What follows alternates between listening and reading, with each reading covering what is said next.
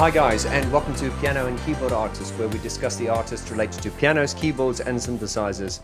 And if you're a fan of industrial quality hybrid music, I hope I said that right, I'm here with the guys from Mesh. It's Rich and Mark. Gentlemen, how are you? Excellent. Thank you very much. Thanks for asking. I'm fine, thank you very much.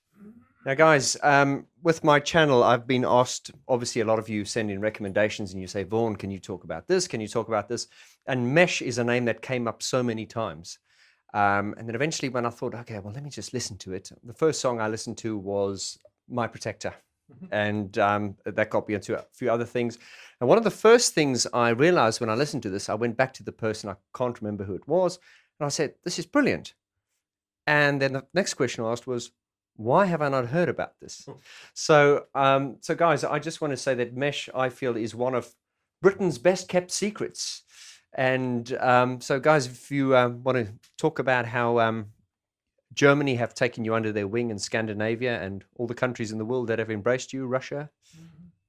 Yeah, I mean, when we first started, we done the usual rounds of sending out demo tapes to record companies and things like that. And although we had kind of a reasonable amount of success from that, we kind of ended up doing some shows in Europe, and I think the European market kind of was more fitting for us, and I think people embraced what we were doing.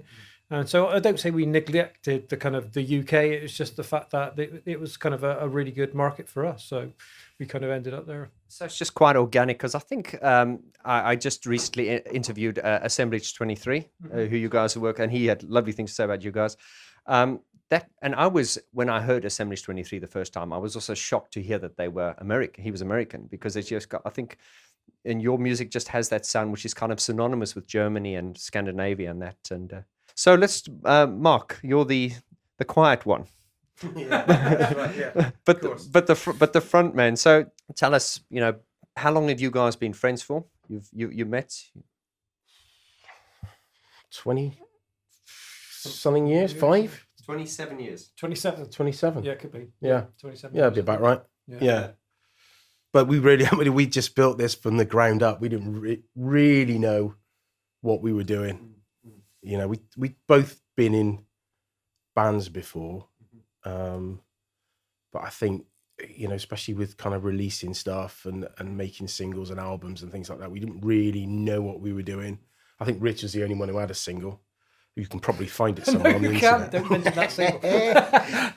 Anyway, no, he didn't. It was like a construction process from the beginning. But it's.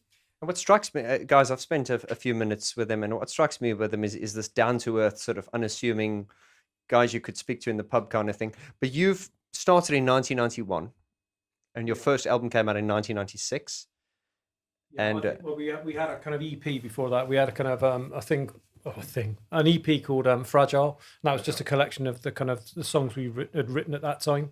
But yeah, maybe the first proper full length album was like a cottage industry, really. Before we got a deal and did any touring, we would do things like cassettes and things like that, and we'd make them for whoever would listen, really. And then we didn't have an album. Really, we did a Future Music. There was a magazine called Future Music, and we did a CD on there, just with a few tracks on it. And we sent something into Radio 1 once as well, didn't we? On one of these sort of new artist things. And it kind of went from there. I thought, we're getting a lot of interest from this Future Music, because it was, it was the first edition. Sure. It was thousands of people that heard it, and we sort of went from there, really. But we kind of did it ourselves to start with. We did the first EP, and then a Swedish company took it over, did the same album, basically, the same EP, but they released it. But yeah, so we did everything ourselves for a few years. So really, that was the reason for the delay, really. So you say you did it all yourselves, and this is back in the 90s, sort of like and those were the days where it was not very easy. Remember, guys, it's quite easy to do it these days, not to get success, but to put out a record these days is not difficult to do it. But in those days it was difficult. So what was the first song that you guys did that kind of got you the recognition and really sort of blew the doors open? I think, when we first started, we was obviously writing enough songs to go out and do some gigs. Okay. That was the kind of the aim, if you like. So we'd done I don't know, maybe a year of kind of Trust You was probably the first one, wasn't it? a couple of early songs like Waste of Time and Trust You was the first things we wrote. But when it came to kind of maybe releasing something, we didn't want to put all these songs out. We'd already not toured them, but played them quite a lot. So we said, right, let's sit down and write something. And like I said, Fragile was this first thing we wrote, and it caught the attention of quite a few people. Certainly in Europe. In these kind of clubs, so that was the kind of the major starting point, and we'd only pressed 500 of these because that's all we could afford to do. You know what I mean? And they all sold, and even now I think they're quite collectible. I've seen them fetching quite a bit of money because they're that first edition kind of thing that we on pressed. our own label as well. Yeah. So there was another version after on a different label, but those are the rare ones, aren't they? Yeah. Okay, now so on the writing process, obviously you had 4 members. I met one of your members, Jeff. Yes. Okay. Yeah. No. Originally, it was 3 of us. It was me, Mark, and a guy called Neil. So it was the 3 of us that started it, and we went for a long period as kind of a trio, if you like, or 3-piece. And then Neil decided, kind of later on, that he wanted to kind of almost lead a normal life and get out of this business. So it's overrated, I would say. So he left, and Jeff was just a good friend that we knew, and he came on board as the kind of keyboard player. So he was almost a kind of member, but not an official member. He was kind of like a session player for us, and yeah. But Mesh has always actually been you two. You're the core members. In the writing process, it's been me and Mark. Yeah. So when we talk about the writing process, how you would typically, because you both program, you both write. Which one of you is more, Mark? Because you're the singer. Are you more of the lyrics? And I do all the lyrics. Yeah, I do all the lyrics. So we kind of divide the music between us, really. So yeah. Sometimes I'll have something already. So I'll have done something already, and I've done the lyrics for it, and then we'll muck about with it once it's done, because it's not always. Sometimes I write something, it's not quite maybe right, or I haven't spent enough time on the music because basically I've done the song. That's for me. That's the hardcore of what it is. Sure. But sometimes I will write something and say, well, okay, musically, that's what I want it to sound like, and then Rich will give me something finished, like a piece of music, and then sometimes he give me the files and I'll deconstruct it, or sometimes I'll just work with what he's given me. I might rearrange it. It's not always in the same order that you gave it to me in, but or recognize it when it comes back. But that's that's the beauty of using the computers. I mean, you can break things up. A bit that he might have thought was a chorus.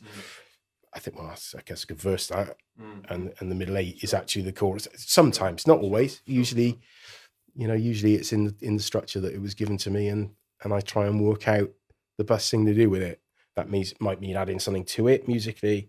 It might mean saying, can you take that out, or can you give me the files and I'll strip the bits out that I want. You know what I mean? So yeah, it's interesting. It's never the same. It's always But I think your longevity could be down to the fact that the core is the 2 of you, and I think the problem always is to eliminate the moving parts, because there's just 2 of you. And I always think of like the most successful songwriting. You had Lennon McCartney, you had Simon and Garfunkel, and I think it's once there's too many, you get these bands where everyone writes. That's when there's a problem. But I think you two being the sort of creative force, it keeps it simple. But now let's talk about your live shows now. I've been looking on YouTube, and you guys do a lot of festivals in Russia, Germany. So do you get session musos in for that? You have drummers, extra keyboard players? Yeah. I think from 2007 onward, we decided we'd kind of like a drummer.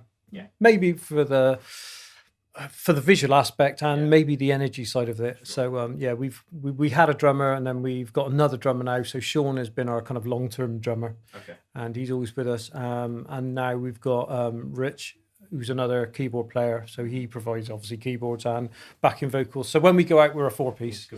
But when we're writing, it's just me and Mark. Me and Mark are mesh basically. And then when we go out, we have musicians who's part of that live setup. So okay, I was just going to ask you guys one of the most annoying questions, and I'm going to ask you anyways. How do you define your music? Because I think it's very difficult for you as an artist to define your music. But imagine you were at a dinner party. You two are at a dinner party. 2 people had never met you because they're from the UK, because you've been kept a big secret. and you're sitting there and someone comes, I believe you're in a band. What type of music do you do? How would you explain it? I mean, I usually just say it's electronic industrial, and they usually go away then,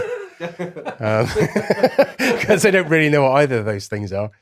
I don't know. I mean, I suppose we write songs and we use electronic stuff. I don't think we're trying to fit into a genre as such, but we do get. I mean, inevitably you get labelled with something. So synth pop is one of these kind of European words that I really don't like, but it kind of sums up what we do. If you know what I mean, it's electronic music. It's kind of alternative. It's a little bit dark, melancholic, and we do use obviously real instruments as well. But I mean, I suppose primarily it's electronic. As much as we'd like to say that it's not really about the keyboards and the synths and the electronic, it kind of is, because that's what we're interested in. It is kind of that. We get a lot of pleasure out of doing that. So I suppose it is about that, but I suppose primarily, it's about writing songs and just delivering it in a way that people like. But I think there is a technology aspect to it. Absolutely. Because we do enjoy that side of it, I think. Yeah, I think it's very. People always want to put you in a box. They always want to go, you're a this, and it's very interesting if you go to a lot of artists and you say, what type of music do you, as you've defined it now? Some people might say, oh no, they're more like electro / blah, blah, blah. But anyway, it is just interesting how people define music. But let's go on to your albums now. As I say, you've done about 8 studio albums to date. Is that right? I want to talk about, and your most successful album to date, from what I can tell, is the Automation Baby. Which was it not? It was the last album. Looking Skyward was Looking Skyward was your most. When we say success, so we deem success as far as the most albums sold. Yeah. I mean, with that last album, it went into the official German charts at number 12, which kind of totally blew us away. We never expected ever to go. We wanted number 9. We did want number 1 to be fair, but we never kind of expected that. We never really thought we was ever going to be kind of a top 20 kind of album band, but it did. So that was kind of quite overwhelming. It shocked us really. But, and there was a bit of a leap in audiences as well during that time. So yeah, I think probably the last album, but Automation Baby as well was another success for us, another chart one. And your 2006 album, We Collide. This is for all the fanboys out here. That was produced by Gareth Jones. Is that right? Yes. Yeah. The famous Gareth Jones. He was in this very room. Yeah. So it was one of those times our record label kind of wanted him to do it, and they liked his production ideas and skills, and we kind of shied away from it from the previous album because obviously his connection with Depeche Mode, and we kind of, we've always suffered with this kind of whole Depeche Mode sound alike kind of thing, maybe from the start, not so much now. I think we've defined our sound and we are who we are, but back then it was kind of, we didn't really want that connection, but we did go with it in the end, and it turned out really good. I mean, Gareth was amazing to work with, and he had some really interesting ideas, and he certainly pulled different lines out of songs to make him kind of different. He would maybe pick a line that was sat in the background that, maybe a percussive little line, and he brought it to the foreground. And it was kind of... He was working just on a Mac as well, wasn't he? He didn't have anything else. And at the time, I mean, that seems normal now, but it wasn't at the time. He thought, well, where's his equipment? He's just got a Mac. And that was quite interesting, because it's like, okay, you can do that, because we obviously had the desk. I mean, our desk was bigger then. It took up the entire place. So... yeah, it was interesting from the point of view of how you can work, because he just puts his laptop in his bag, turns up at a hotel. He's doing mixing in the hotel. In fact, we went to his hotel room to mix, didn't we? Well, you went. He also made you sing a song straight through.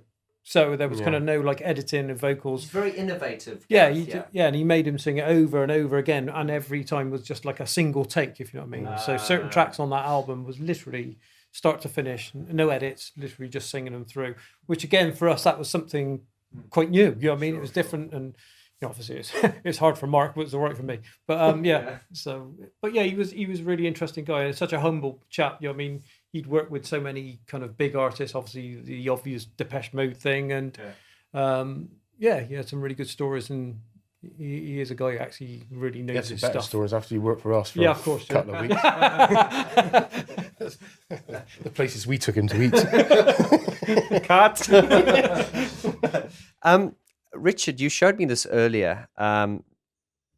The orchestral stuff you did. You did. Do you want to talk about that? Because that is it was like all your songs done acoustically. What was how did that come about? Yeah, there's this event in Germany. It's called it's in Leipzig. What's it called? Gothic to classic kind of thing. And the idea is basically they would take bands, you present your songs to them. They choose 5 out of the 8 we sent them. I see. They take that away and then they kind of orchestrate that, so it will be played by a full orchestra. So we got involved in that, and we went to Poland to do a rehearsal with them, and it was just it's just one of those things. It's just like, it doesn't get any better than this. I remember standing there looking at all these kind of real musicians, if you like, playing our music, and it was just completely overwhelming, really. Just to hear this and think, well, we wrote that. You wrote that. Yeah. So it's amazing. For me, on the other hand, it was absolutely terrifying. Yeah, and then we had to do a show in Leipzig, and it was in the Gewandhaus, or however you pronounce it, and it was a kind of purpose-built concert hall, and it's one of 4 in the world that's perfectly acoustic. And we played this kind of sold-out show in front of 2,000 people there, and it was just mind-blowing, really, really cool. And it was got a standing ovation, and it was very, very odd, but also one of the kind of highlights of our career, really. I mean, you walk out in complete silence, so it's not. I mean, normally we have some, huge intro and masses of electronics going on and people cheering and projections. It's nothing. You just walk out. You can just hear the footsteps like that as you walk out. You think, oh my God, what have I done? And you can't really make any mistakes. It's one of those. I mean, you're more bare, you're more naked. It's more honest. You get one shot at it. So if you make a mistake and it's being recorded, and it was quite nerve-wracking, and it's harder than you think to do it because the orchestra wavers in timing. It goes fast and slow, fast and slow, and it moves around on the beat. So if you try and do it without any kind of, you need a click.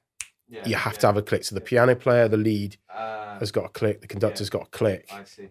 So they know the timing. Sure. And the orchestra wavers around like that. So you have to stick with the click, and then the orchestra works around your voice, and it's terrifying. I can imagine that. If you take the earphones out, you've had it. I mean, you really, because you just have to sing, and then hope that the orchestra catches up and slows down, and catches up and slows down. So that was the biggest, scariest thing, really. You just got to hope that everyone knows what they're doing. Of course, they know what they're doing. They're professionals, but the silence was the thing that got me, really. I know Gary Newman said exactly the same thing as you guys when he did his tour with the Skiparis Orchestra, and he was so humbled by it as well, because he said to hear your music, something along the lines of, he also identifies as being not a musician, so to speak, but to hear your music played on that scale by musicians of that caliber, it's really humbling. Definitely. I mean, and the thing is, I guess when we practiced, it wasn't a full orchestra, so we were already blown away by it. And then I think another 15 musicians turned up on the day. So there's a proper black tie event. Everybody's dressed up. Yeah, it's different to your usual. And we're just like, oh my God, what are we doing? What are we doing here? So you've got lots of goths all dressed up in evening wear. It's just quite. But it was absolutely amazing. amazing, really. It was definitely one of the kind of highlights of what we've done. So. And obviously Germany have kind of like adopted you guys. And where would you say your most hardcore following is? Out of Scandinavia, Germany, is it hard to tell? I mean, the largest following is in Germany, I guess. Scandinavia, but I mean, hardcore. I suppose you define it as enthusiasm for it. The numbers aren't so big here, but we still have a good show, and we can still play pretty much anywhere. We've done an American tour in 2011, which was kind of really I don't know, grounding for us, because we were used to playing kind of big-ish events and big crowds, and then we decided, right, okay, we're going to tour America, and we done it on a budget, on a tour bus, and we kind of went from small clubs to tiny little bars to big clubs, and it was really good. It was kind of, like I said, it was grounding for you. It was almost brought you back to your kind of roots, and so even there we've got a following in America. The enthusiasm's the same. It's just the numbers are different. But, I suppose. Yeah. But the States was interesting. It's like starting again. Really, we did some festival the other day, didn't we? It's like a West Country festival, and it was like starting from scratch. You're preparing for a gig now, aren't you? You're going to Russia? Is that? We've got end of this. Thursday we're flying out. We've got 4 shows. We're playing Oberhausen, Berlin, Leipzig, and then we fly out to Moscow to do a showdown. So. That's it. So, guys, we'll put links to all that below. And I say, if you've not heard of Mesh, do yourself a favor. You know the kind of music I'm into that we talk on this channel. Do yourself a favor. These guys are Britain's best kept secret, but they are very well known in Germany and all the countries that have good taste. Am I going to leave that in? Yes.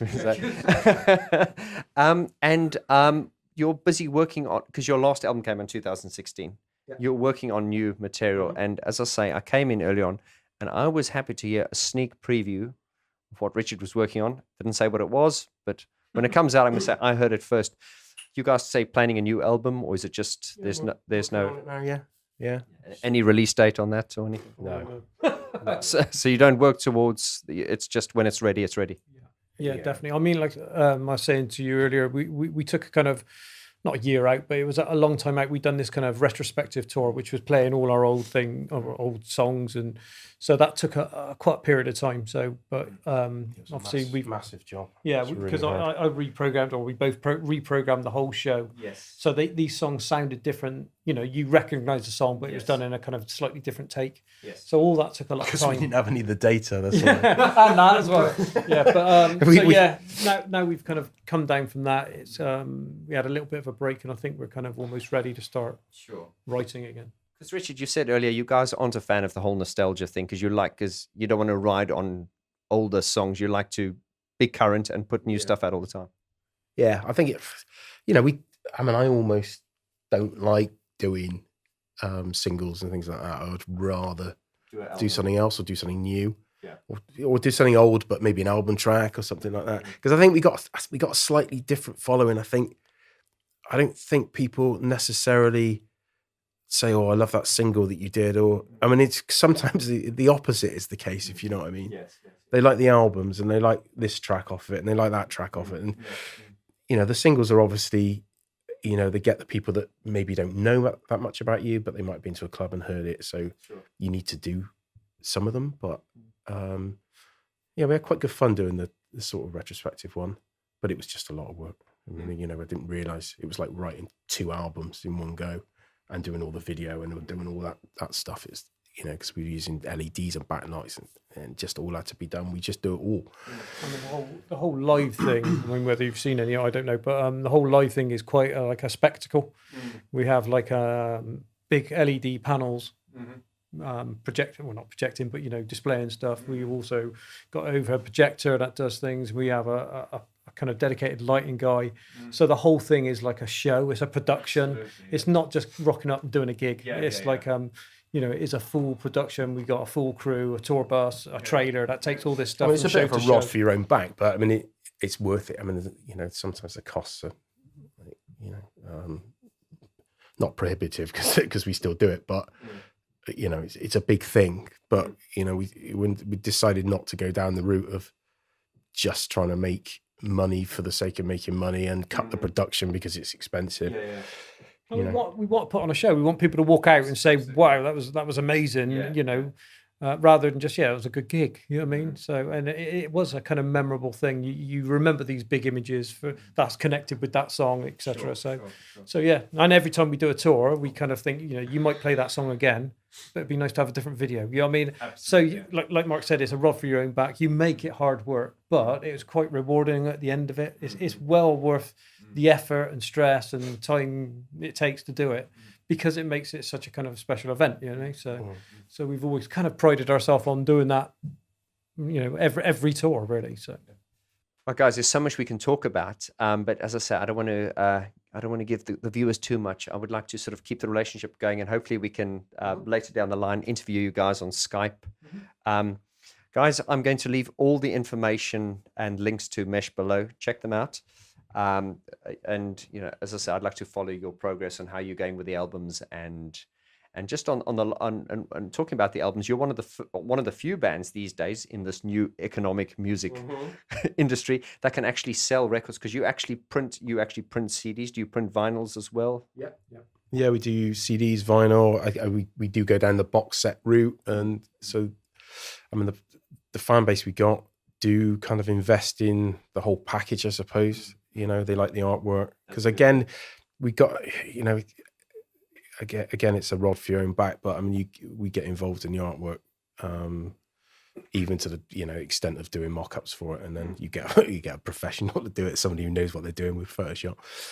But yeah, it's vinyl selling well in Germany. I think 25% of stores over there now are dedicated to vinyl, which is strange, but it's quite cool as well. Any advice to aspiring artists that want to come to the industry? And I used to just say no, don't do it. But I mean, it's all worth it. It's a lot of stress. It's a lot of hassle. It's a lot of time out of your life. But I think everything we've done has been great. Good times, bad times. It's a roller coaster ride, but ultimately it's amazing. You get to see the world. You meet so many people. As for advice, I mean, just stick to what you're doing. If you it's that whole cliche thing again, but if you believe in yourself, just keep going. I mean, I think as a practical piece of advice, I think that the thing that changes everything is that if you find yourself a show, get a gig and do a gig. Because it's easy to sit in here. This is a lovely place to sit. You can sit in here all for years and never do anything. Yeah. If you get out on the road and find out what it is that people like about what you do, then you can work on that. Because I don't think we would have done any of this if we hadn't toured Scandinavia on a random invite to go over there. Sure. We probably wouldn't have done it. Because you can't really sell records without going touring. And I suppose you could get downloads, but I think you still have to go out. And I think certainly within this kind of genre of music, there is no kind of radio. I mean, it's difficult. So the gig thing is, people who are into this music will turn up at these gigs, and if you're a support act or whatever, it's a good exposure to that amount of people. Whereas, like I said, you won't get the normal radio show. You might get a very, dedicated kind of specific radio show on college radio or whatever, but there is no big opening for it. It's nice to get feedback, and sometimes it's hard. People, especially if you gig in Germany, you get some very, very honest advice. Oh, right. Of course, yeah. Nobody needs this song. Things like that. Do they say something like it'll be along those lines. Yeah, das ist gut or that is shite. I mean, that's a great song, but the vocals are terrible. Yeah. Anyway, nice to meet you. It's that kind of thing. Of course, yeah. Meaning you sang it badly, or whatever they mean. Whatever the comment is, it will be something that probably in England would be just, oh my God. Yeah, maybe offensive, I don't know. But, really kind of honest, maybe overcritical, I don't know. But if you can get used to those things, you can do anything. And really. They're fans of yours as well, aren't they? Love it, yeah. That terrible song, that one I really like. What is it? But I think that's the difference, because I've lived. You can tell by my accent, I'm not native to this wonderful country, but I've lived here for 20 years, and I've lived here long enough to know that people be like, "Oh, great, that's nice," and behind your back, whereas the Germans will say, "We do not like this. The song with the bad vocals, but with the good, we like this one. Can I buy your album?" Is that right? And I suppose it saves a lot of time. I like the honesty. I think that's great. I think it is really cool. I mean, it can be quite draining sometimes, but I think it's probably best in the long run, because at least you cut straight to the chase. Yeah, I don't like that one. Right. Well, okay, fine. Let's move on. Yeah. Rather than if you're in England, they say, well, sure, I'll have another listen to that one. Just be honest, I suppose. But yeah, coming back to the original point, touring is, it builds on what you do in the studio, and it makes you hard to the whole industry, because the industry changes all the time. It's very difficult at the moment, because record companies have kind of gone, I suppose, in a way. And you've got to do things on your own, and you've got to deal with things on your own. And gigging is part of that, really. So it's a very complicated business arrangement that you have. It's hard work. And you've got to be fairly thick-skinned with all of these things. Yes. So it's that would be my advice. Just go out and play some shows, see how it goes. Even if it's one person, we've done that. We played to one person once. Didn't we? Well, tell him the secret gig story, Mark. Yeah, so go on. so we were doing was it South by Southwest? Southwest in Austin. So we did South by Southwest, and we were playing a show which was a publicised show, and we had we were dealing with an American guy at the time, and he'd arranged because secret shows were, I think radio had to play one recently. Secret shows were all the rage, right? I'm going to organise a secret show, right? But he just literally did a secret show, right? So he didn't really organise it. He didn't do anything. Anyway, we turned up in this big stage, big venue, and there's one person turned up who managed to find out about it. It was so secret, nobody knew it was on. So we played the entire show to one guy. And then we went out to dinner with him. and we almost got shot on the way to the restaurant because he cut somebody up on the interstate, and the guy got out and flashed a gun around. Anyway, the whole evening was excellent. So that's the kind of thing that touring does for you. It gives you brilliant stories and makes you tough. Yeah. So you literally did a 4-piece band, full lighting effects for one member. Of course. One guy. Well, he's turned up. We might as well do it. He loved it though, didn't he? Yeah, he loved it. Of course he